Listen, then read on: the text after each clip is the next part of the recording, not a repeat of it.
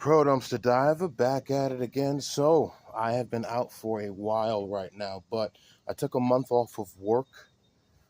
Needed some time to clear my head. For those of you who know what I do for a living, so I do work, I do teach, I work with the military guys there, and I took a month off because I have a massive amount of pounds of LCD boards to do.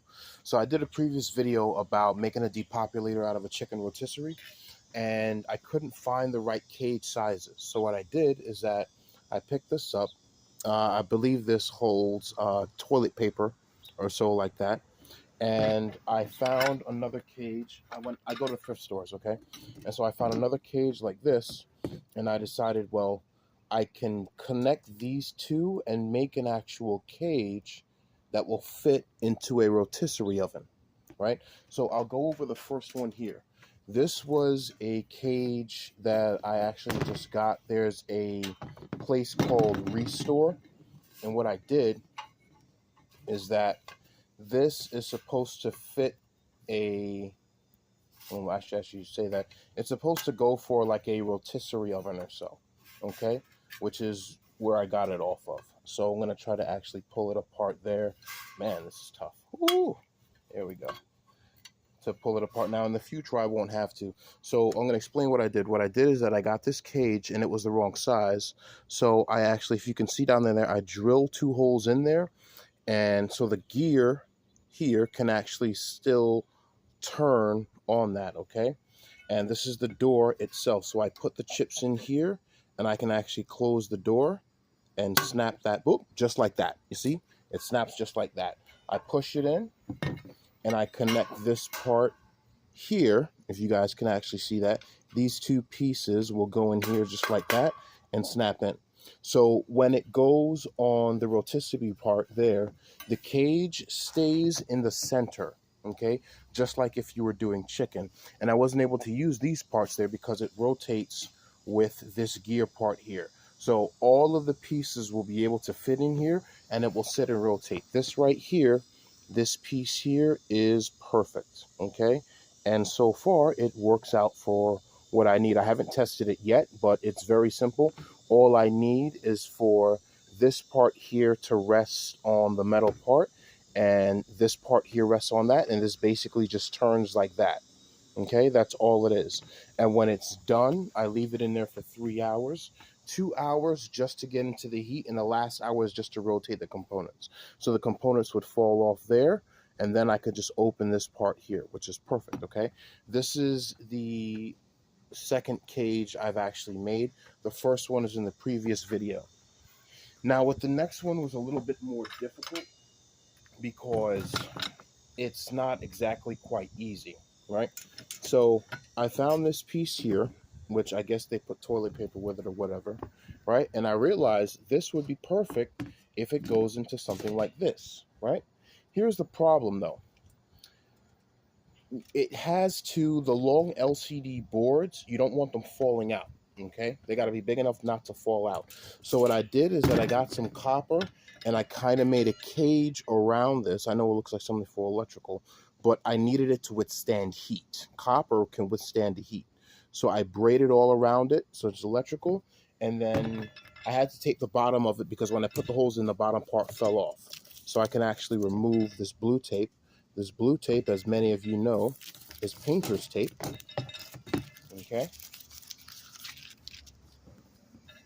We're gonna move this as well.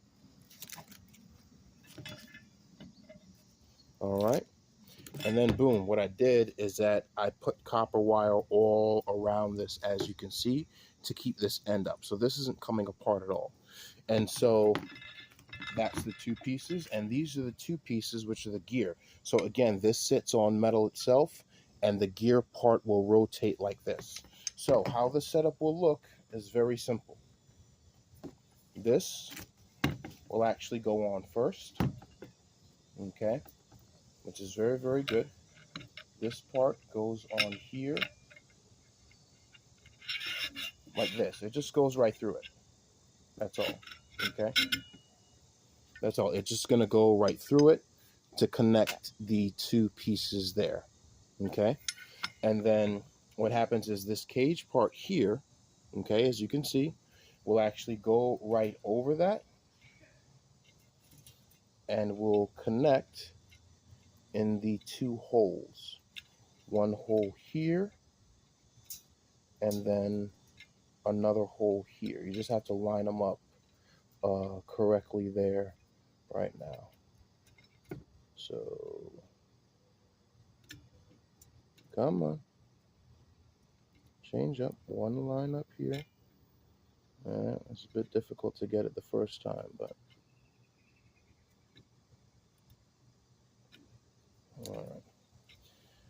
All right, so let me put it through the other way then, because I realize I might have to put it through this way because the long pieces will go in that. So this part goes through this part here and this part here. Oh, there we go. And it goes right through it. Okay, as you can obviously see. And these little ball pieces can actually rest on the metal to make sure it's all flat, right? So these little ball pieces at the end, which are perfect, does give me a little bit of space there, okay?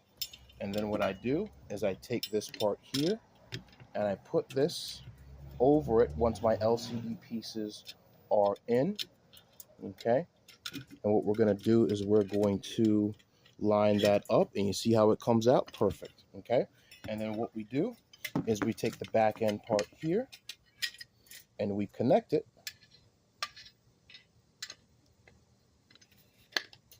just like that. And that's it. That's what you have. You have now a custom little cage for your chicken rotisserie. And you can find all of these parts at the thrift store, including the rotisserie piece. So what happens when this rotates, this will rotate the LCD boards around and the LCD pieces are not going to come out because you have a nice cage here and you have this part here as well, which is perfect, okay? So when I want to take it apart, okay, I take this part off, I tilt it up, I take this up, and then I can take that apart. And that's it. And all I have to do is load my LCD pieces in there. And that's it. And this is how you make a custom cage for your chicken rotisserie depopulator. Now, if you can find a cage, as I basically found one that's the wrong size, just put two holes in it. Like you see I did there, I just put two holes in that, put two holes in that, and then the door can actually still open, which is perfect, okay? And that I wanted to explain that because some people are like, hey, I have a lot of LCDs or I have a lot of boards I need to populate. That's what you end up doing, okay? All right, so that's the custom cage. And what we're going to do today is we are going to fine tune and clean out all of this here and get that done. All right, Pro Dumpster Diver out.